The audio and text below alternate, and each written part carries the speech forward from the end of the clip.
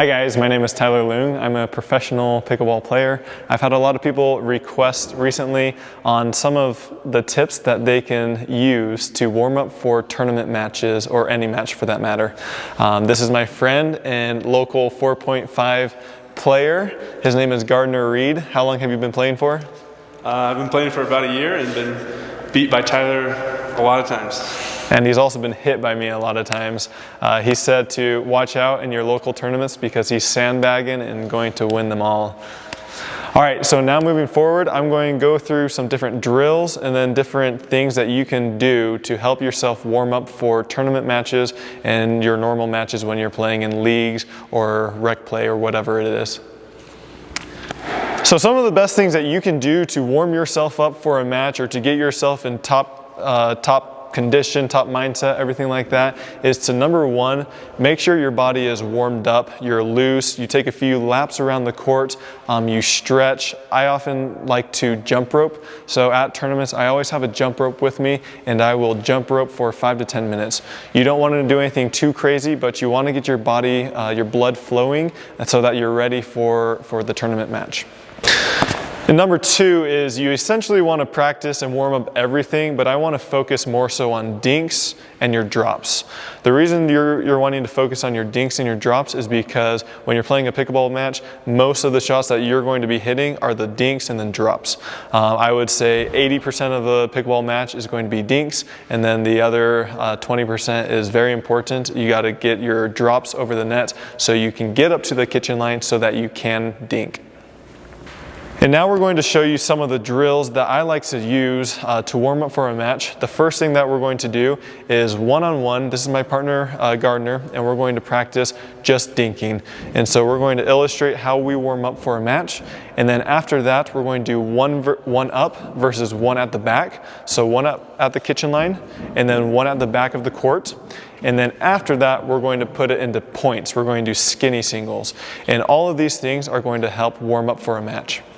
All right, here we go. So we're warming up our dinks. I'm really focusing on getting loose. I'm not trying to do anything too crazy, just warming up your body so you don't pull anything in your match. You want to stay down low with your legs and do everything as perfect as you can so that when the match comes, you're ready.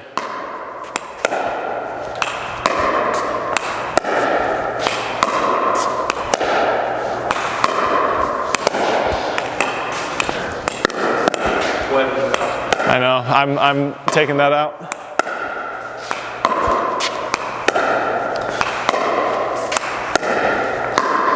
Main thing to worry about is keeping that ball down low and not popping it up.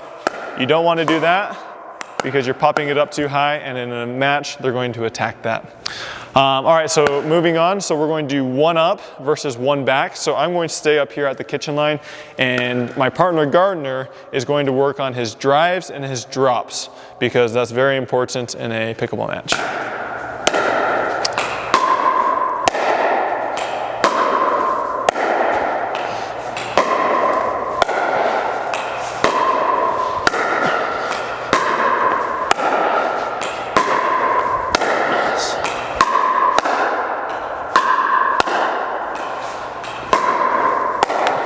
Awesome.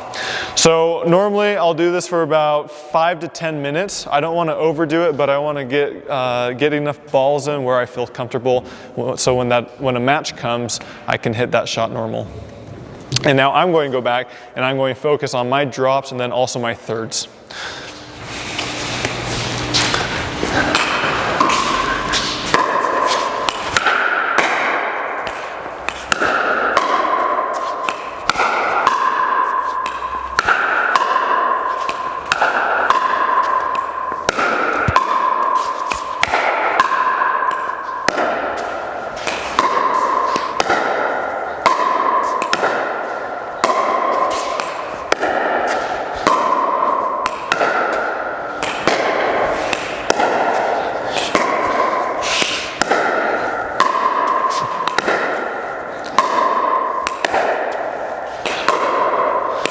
Awesome.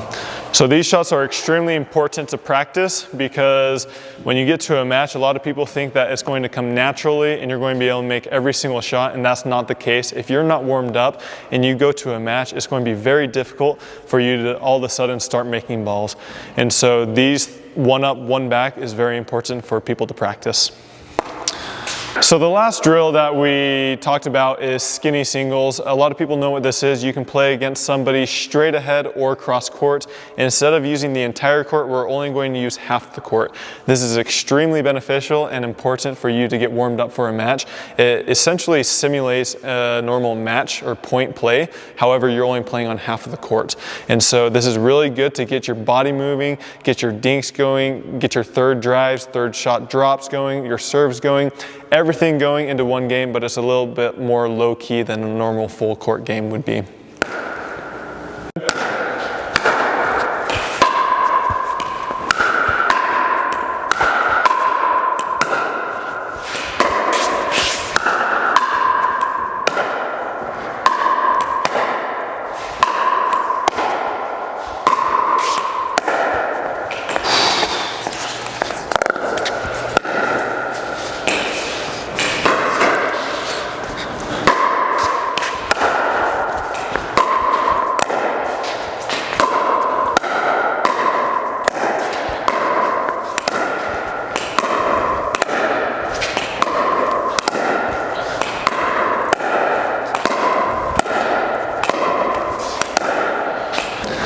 Alrighty, now that we have finished Gardner, what have you learned so far?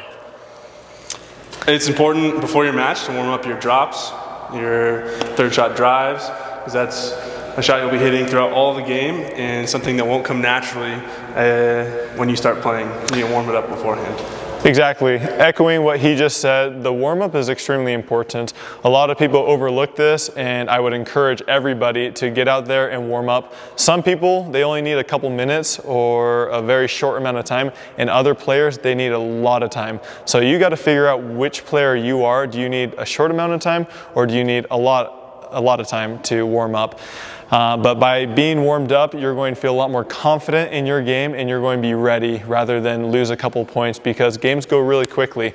And so if you get down 0-5, 0-4, 0-8, it's really hard to come back. And so giving yourself the best opportunity to compete and get a good lead will help you in the end. Also, if you have any ideas or topics that you want me to cover, make sure to put that in a comment below, and I will definitely get to that and try to make a video on it. I appreciate your support. Thank you for following along. If you like this video, please make sure to give it a like and subscribe to my channel for more videos. All right, and so that was the conclusion. That was the conclusion? What we did? Yeah, that was. We are at the conclusion. In conclusion. In conclusion. With conclusion. Conclusion.